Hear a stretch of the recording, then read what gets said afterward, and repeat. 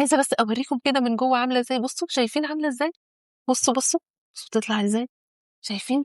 دايبة دايبة دايبة. أسرع أكلة هتاكليها في حياتك، أجنحة فراخ بتتبيلة رهيبة وموجودة في كل بيت. بس حلفتك بالله قبل ما تشوفي الوصفة تصلي على الرسول عليه الصلاة والسلام في الكومنتات وتحطي لايك حلو بتاع. يا رب كل اللي تحطي لايك تزور بيت الله الحرام، ربنا يحقق لها كل اللي هي بتتمناه. اول حاجه انا جبت حوالي 2 كيلو الا شويه صغيرين حسب اللي كانوا موجودين عند الراجل، لان احنا النهارده حوالي ما شاء الله حوالي 7 افراد.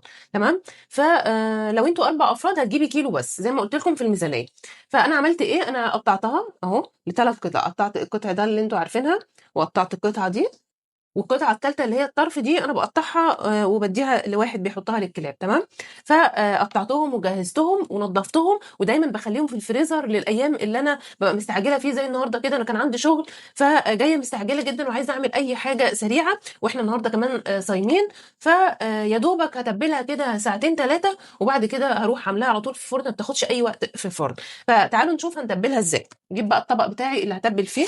تتبيله اسهل ما يكون، تتبيله سهله جدا جدا. الاساس بتاعنا زبادي، كوبايه زبادي لكل كيلو من الاجنحه.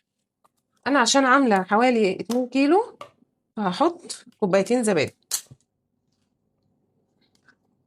طبعا انا لو مش صايمه بحب قوي قوي الوش بتاع الزبادي ده.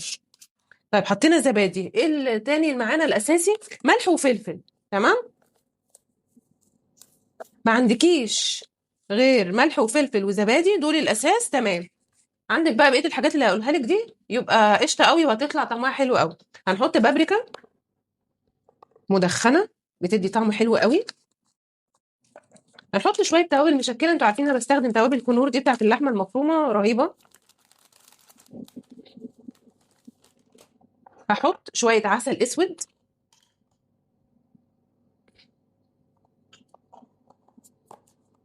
هحط معلقه صلصه، هي كده كده اخر حبه فهاخدهم عادي بالمعلقه دي. طبعا صلصه من دي او صلصه طماطم. انا بس عشان مش مستعجله، انا ما بحبش الصلصه الجاهزه دي ابدا، بس عشان انا مستعجله زي ما انتوا عارفين زي ما قلت لكم، فما عنديش وقت ان انا اضرب طماطم، فهحط معلقه الصلصه دي كده كده كانت عندي اهو اخر شويه فهحطها. هحط ايه كمان؟ هحط ليمون، ليمونتين كده يكونوا متوسطين او ليمونه كبيره. الليمون بيدي طعم حلو قوي قوي للتتبيله. تتبيله سهله وسريعه وابسط ما يكون. اقلب بقى الكلام ده كله مع بعضه. بصوا، عندك بقى شويه صويا صوص او دبس رمان وعايز تحطيهم حطيهم عادي. انا قلت لكم على الاساس، وساعات فعلا ما بيبقاش عندي غير زبادي وملح وفلفل وبعملها بتبقى زي الفل. اهم حاجه في الوصفه دي او في تتبيلات الفراخ او اللحوم او اي حاجه انها تقعد فيها حبه حلوين، مش اقل من ساعتين ثلاثه. وطبعا الاحسن والاحسن ان هي تبات من بالليل في التتبيله، ولكن انا ما كنتش فاضيه خالص خالص اليومين دول، مشغوله عندي تصوير كتير فمش فاضيه خالص بصراحه، فاللي بقدر بقى اعمله. خلاص كده التتبيله بتاعتنا اتجانست كده مع بعضها، نبتدي بقى ننزل الاجنحه فيها. طبعا الاجنحه انا مصفياها كويس جدا جدا جدا، ده شيء اساسي. هنغلف بقى كل الأجنحة التتبيلة بتاعتنا دي. كده أنا خلاص تبلت كل الأجنحة بالشكل ده. حطها بقى في التلاجة 3 ساعات وبعدين نرجع نشوف هنعمل ايه. وكده خلاص سبتها في التلاجة حوالي 3 ساعات بقى ورحت شفت شغلي. هحط بس عليها زيت عشان نسينا نحط زيت.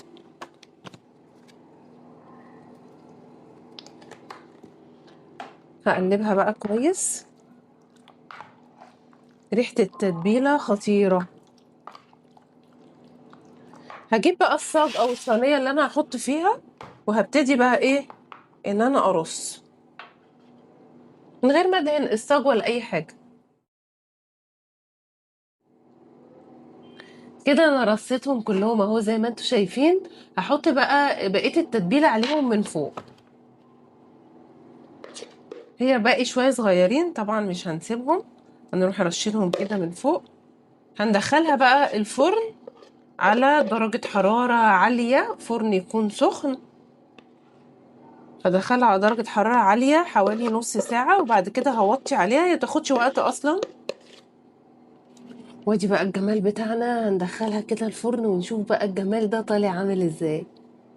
عايزه اوريكم بقى الجمال والحلاوه. انا لولا ما انا صايمه كنت دقتها معاكم. بصوا بقى، يا لهوي على الريحه، يا لهوي يا لهوي، خطيره.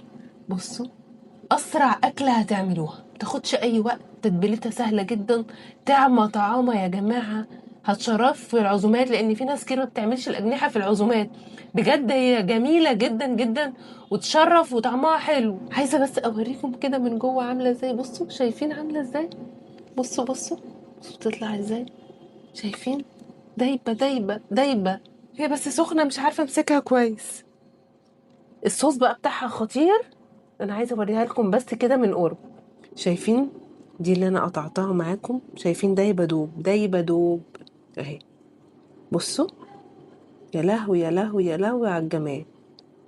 والله العظيم اكله هتعجبكم جدا جدا. جربوها كده على طريقتي وقولوا لي رايكم في التعليقات.